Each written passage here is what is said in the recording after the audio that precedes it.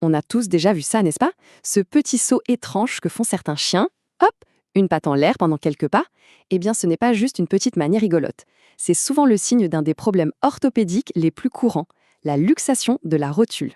Allez, on va décortiquer ensemble la mécanique de ce phénomène. Cette scène est ultra familière. Un petit saut, la patte arrière qui se lève un tout petit instant, et puis, pouf, tout redevient normal comme si de rien n'était. On pourrait vraiment croire que c'est juste une habitude.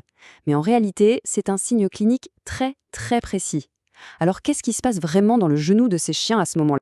Bon, derrière ce petit saut se cache un vrai problème mécanique. Mais avant de comprendre ce qui cloche, il faut d'abord jeter un œil à comment un genou de chien est censé fonctionner quand tout va bien. Il faut imaginer l'articulation du genou non pas comme un simple os, mais plutôt comme une petite merveille d'ingénierie. Ça fonctionne exactement comme un système de poulies où trois éléments absolument clés doivent collaborer en parfaite harmonie. La toute première pièce maîtresse de ce mécanisme, c'est la rotule, qu'on appelle aussi patella. C'est ce petit os mobile qui est indispensable pour démultiplier la force du muscle principal de la cuisse, le quadriceps. C'est un peu le cœur de notre poulie. Ensuite, il y a la trochlée fémorale. Alors là, l'image est simple. Si la rotule est le wagon, eh bien la trochlée, ce sont ses rails. C'est le sillon, la gorge dans laquelle la rotule doit glisser. Et une trochlée bien creuse, c'est la garantie que le wagon reste bien sur ses rails.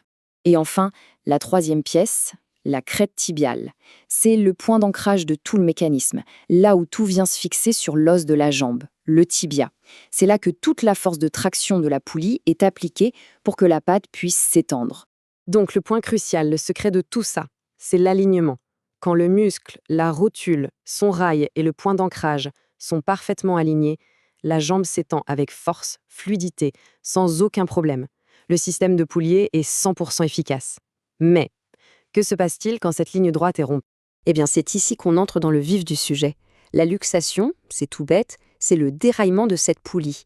En clair, la rotule sort de sa gorge. Le train quitte les rails. Et quand ça arrive, le mécanisme d'extension du genou est bloqué d'un coup. Le chien ne peut plus poser sa patte, et c'est ce qui provoque ce fameux saut. Il lève la patte le temps que tout se remette en place. Ce qui est assez fascinant, c'est la direction que prend ce déraillement. Dans l'écrasante majorité des cas, et je parle de plus de 80%, il s'agit d'une luxation médiale, c'est-à-dire que la rotule se déplace vers l'intérieur de la patte.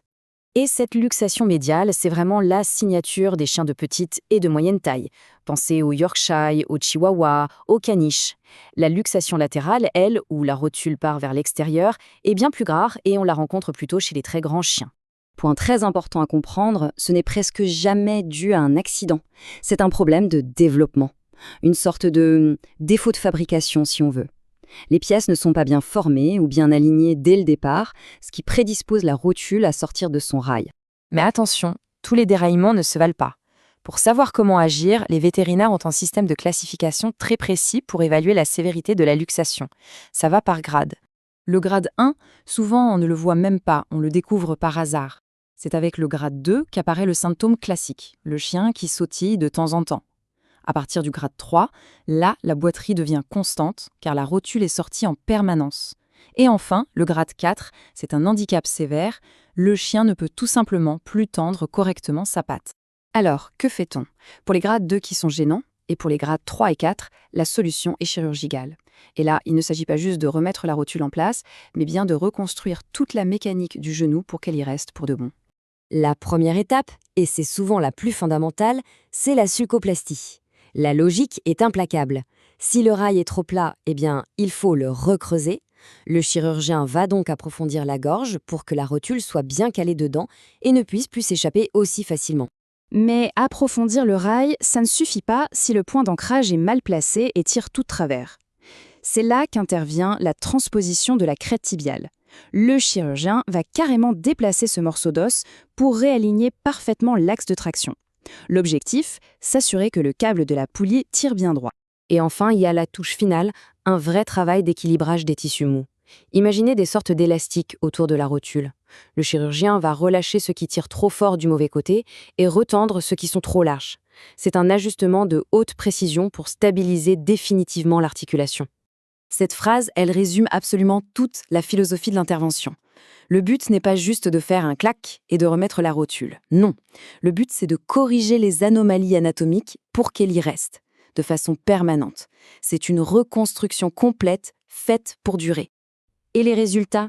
Ils sont souvent spectaculaires. Après une chirurgie bien menée, l'immense majorité des chiens retrouvent une démarche complètement normale et une vie active, sans aucune douleur. La machine, une fois qu'elle est bien réparée, fonctionne à nouveau à la perfection.